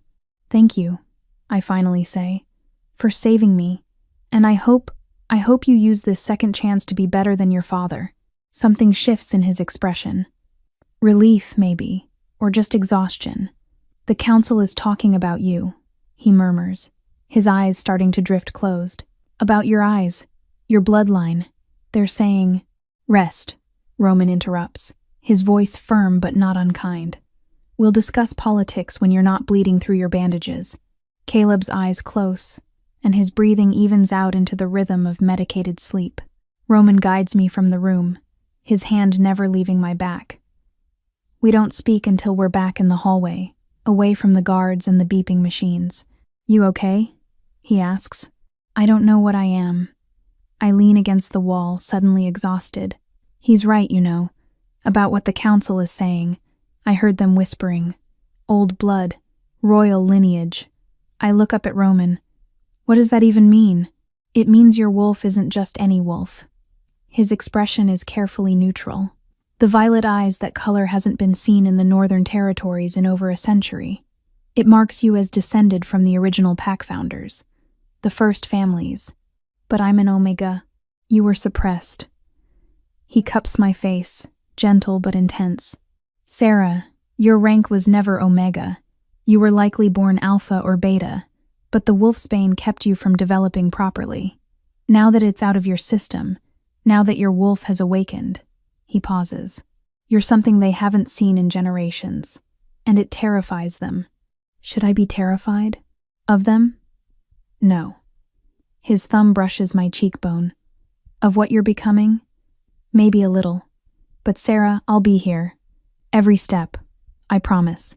The vow settles around me like armor, and when he leans down, when his forehead rests against mine, I feel that bond between us solidifying into something unbreakable. Come on, he murmurs. The council wants to reconvene, and there's something they need to do, something they should have done hours ago. The council kneels. The council chamber has been cleaned, the blood scrubbed away, the chairs righted, the evidence of violence erased as if it never happened. But we all know it did. The memory hangs heavy in the air, mixing with the scent of fear and uncertainty. Sterling stands at the head of the table, but when Roman and I enter, she steps aside, gestures to the chair, not the one I sat in before, but the throne-like seat at the very head, the Alpha King's chair. My lord, she says formally, the council is assembled. Roman's hand is steady on my back as he guides me forward. But instead of taking the seat himself, he positions me in front of it. Sarah, he says, his voice carrying through the chamber. Sit. Roman, I can't, that's your... It's the seat of the highest-ranking wolf in the Northern Territories. His eyes hold mine. And right now, that might be you. The chamber erupts in murmurs. I see the shock, the denial, the dawning realization on their faces. The bloodline markers are clear. Sterling cuts through the noise. I had our historian verify it. The violet eyes, the power she displayed, the speed of her awakening, all of it points to direct descent from Lyanna Moonborn, the first Luna Queen of the North. That's impossible, Councilman Reeves sputters. Lyanna's line died out 300 years ago. Officially, Sterling interrupts. But there were always rumors of illegitimate children, of Omega offspring hidden away to protect them from political intrigue. It seems those rumors were true. My head is spinning. Luna Queen. Royal bloodline. This can't be real. I was a servant. A nothing. Roman's hand finds my shoulder, grounding me. The council has a proposition, he says quietly. But Sarah, you need to understand, you don't have to accept. Your worth isn't determined by bloodline or rank. Not to me. What proposition? My voice comes out steadier than I feel. Sterling steps forward. The northern and southern territories have been divided for 3 centuries. Since Lyanna's death, there's been no queen, no unifying force. But if you are who the signs say you are... She pauses, and something like hope flickers across her face. You could unite them, restore the old ways, bring peace to regions that have been at war for generations. With what authority? I'm grasping for logic, for reason. I don't know how to rule. I don't know anything about politics or... You exposed systematic abuse at great personal risk. Roman's voice is firm. You gathered evidence, faced down your abusers, and refused to back down even when it would have been safer. That's leadership, Sarah. Real leadership. And you wouldn't rule alone, Sterling adds. You would have advisors, the council, and, her gaze flicks to Roman, an alpha king who clearly has no intention of letting you face this alone. Heat floods my cheeks. Is it that obvious? The bond between us? The way we orbit each other? There's a ceremony, Roman says softly, for my ears only. An old one. It would recognize you formally as Luna Queen, would give you the authority to make changes, to protect Omegas across all territories, to ensure what happened to you never happens to anyone else. The weight of it crashes over me. This isn't just about me anymore. It's about every Omega who's been told they're worthless, every girl who's drunk poison disguised as medicine, every person who's been invisible because the system needed them to be. I could change that, could actually make a difference. If I'm brave enough to try. What does the ceremony involve? I ask, lifting my chin. Sterling's expression shifts to something like approval. The council would kneel, pledge loyalty to you as their Luna Queen, and you would accept the mantle of leadership, vowing to protect all wolves under your rule. All wolves, I repeat. Not just alphas and betas. Everyone. Everyone, she confirms. I look around the chamber, at the faces watching me with varying degrees of hope, fear, and uncertainty. These are people who days ago wouldn't have acknowledged my existence, who walked past me bleeding on floors without a second glance. Now they're offering me a crown. Roman's hand squeezes my shoulder. It's your choice, he murmurs. Always your choice. I think of Caleb in that hospital bed, of Thorne in chains, of Mrs. Higgins' shocked face when I refused to be invisible anymore. I think of every Omega still serving tea laced with poison, still believing they're broken when really they're being broken. And I know what I have to do. I accept. The words ring through the chamber, and something shifts in the air. Power, maybe, or just possibility.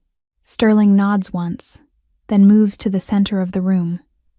One by one, the council members follow. They form a circle around the throne, around me, and then they kneel, every single one of them. On the polished floor, heads bowed, hands pressed over their hearts in the traditional gesture of fealty. We pledge our loyalty, Sterling says, her voice strong and clear. To Sarah, Luna Queen of the Northern Territories, descendant of Lyanna Moonborn, protector of all wolves. May her reign be just, her wisdom deep, and her strength unshakable. We pledge, the others echo. The words wash over me, and I feel something lock into place, not just in the room but inside me, like a puzzle piece sliding home after years of being lost. Then Roman moves. He steps forward, and the entire council holds its breath. Hacknails, the Alpha King of the Northern Territories, the most powerful wolf in our world, kneels before me.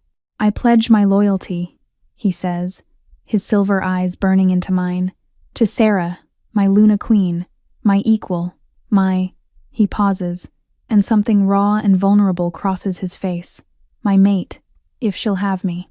The chamber disappears. The council, the ceremony, the weight of the crown, all of it fades until there's just Roman, on his knees, offering me everything. Roman, my voice breaks.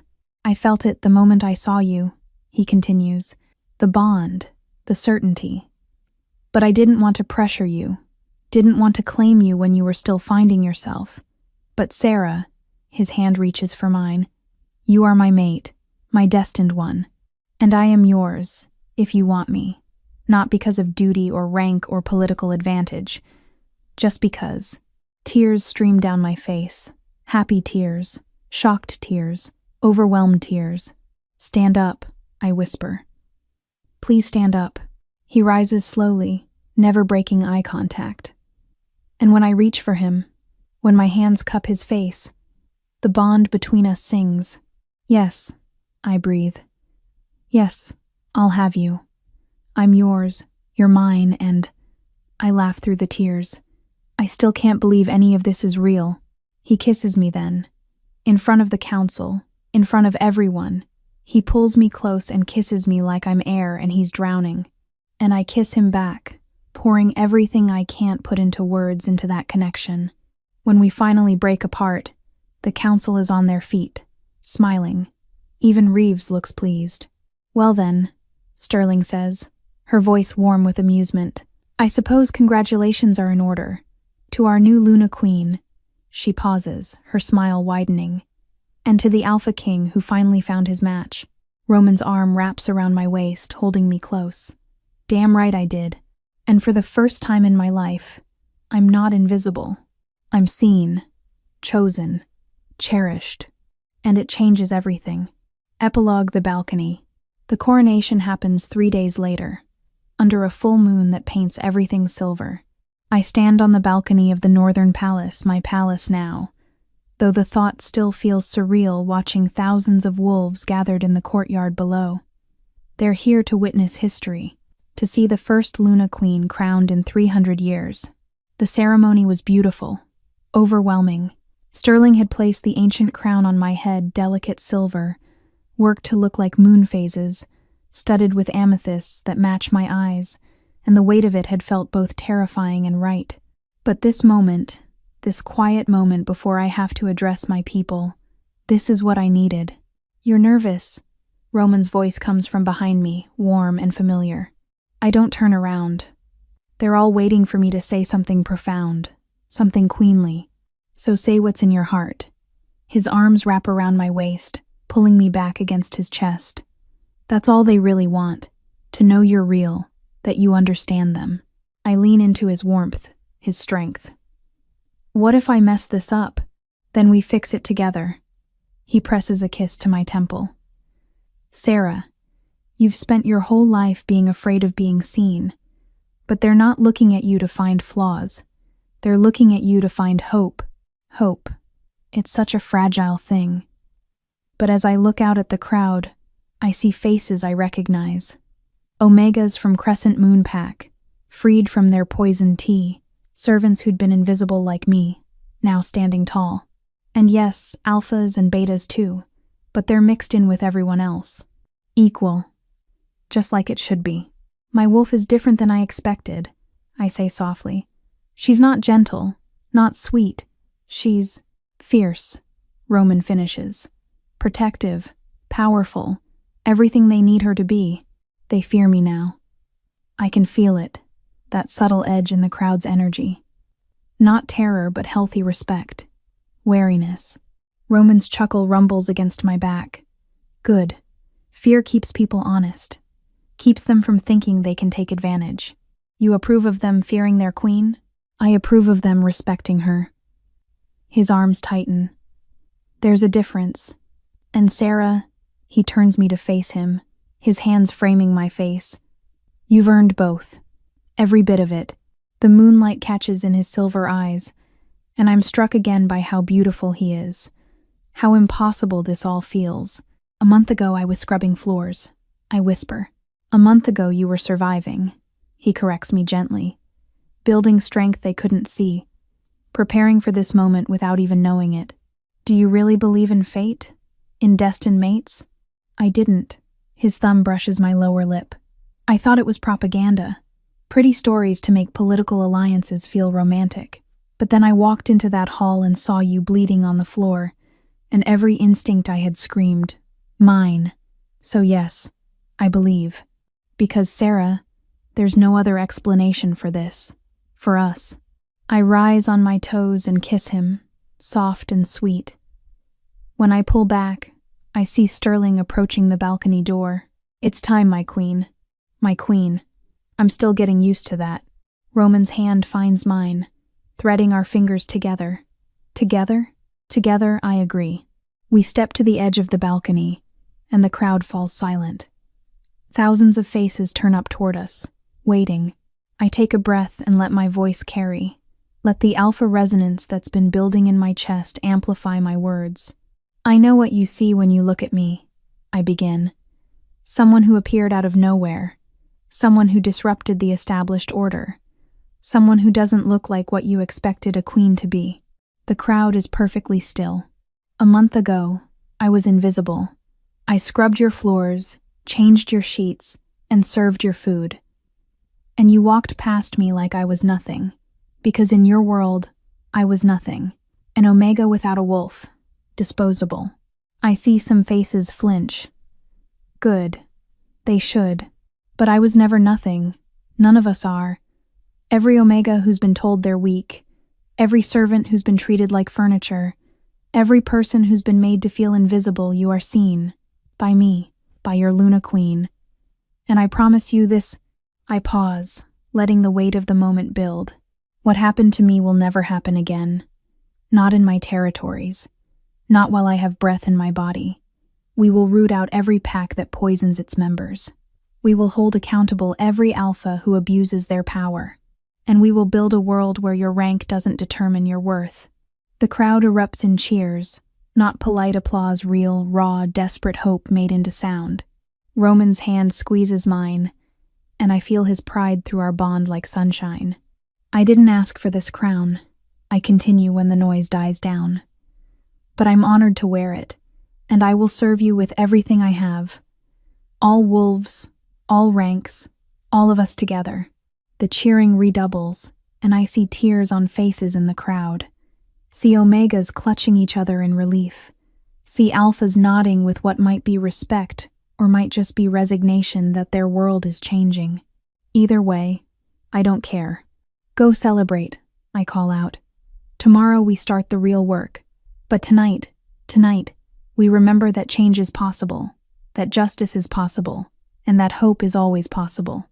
I step back from the balcony as the crowd disperses into celebration below. Music starts somewhere, drums and wild howling, the sound of wolves letting loose, letting go of fear.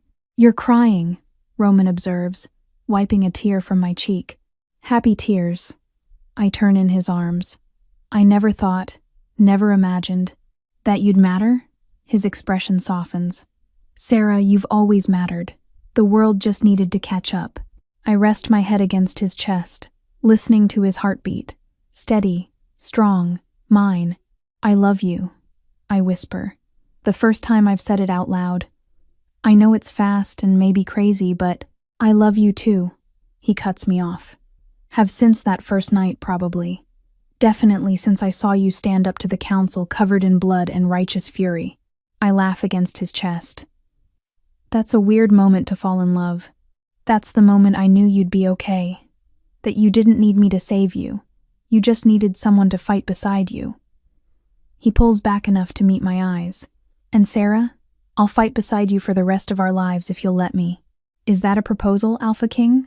That's a promise, Luna Queen. Together we rule. The months that follow are hard.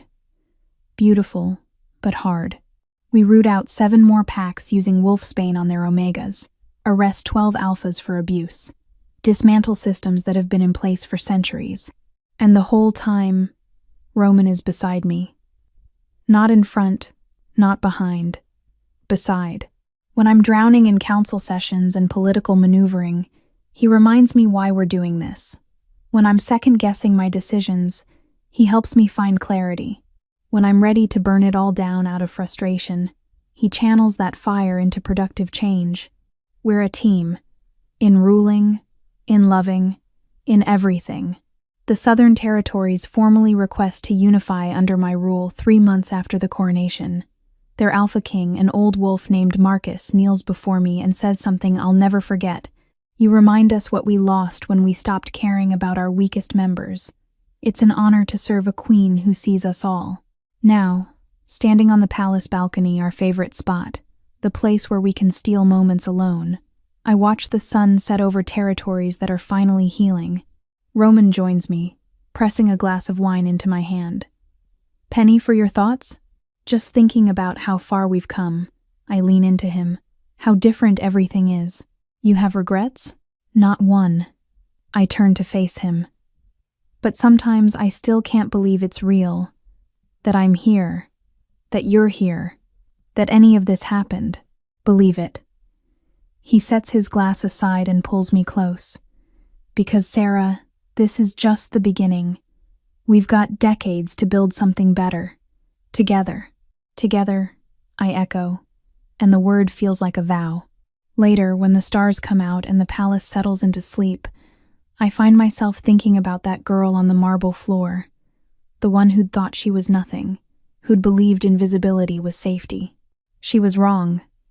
So beautifully, painfully wrong. Because the thing about being invisible is that you can't change anything, can't fight back, can't protect the others suffering around you. But being seen, being known, that's where the real power lives. Roman didn't save me. He saw me, saw past the rags and the bruises and the lies I'd been told about my worth, saw something precious and chose to defend it. And in being seen, I found the strength to save myself. We changed the world together. But first, we changed each other. And that love, that partnership, that bone-deep knowing that we're stronger together than apart, that changed everything. Thank you for listening to another emotional, magical shifter romance here on Tina Romance Library. If you enjoyed today's story, don't forget to like the video, subscribe to the channel, turn on notifications, so you never miss more powerful, heart-gripping romance stories.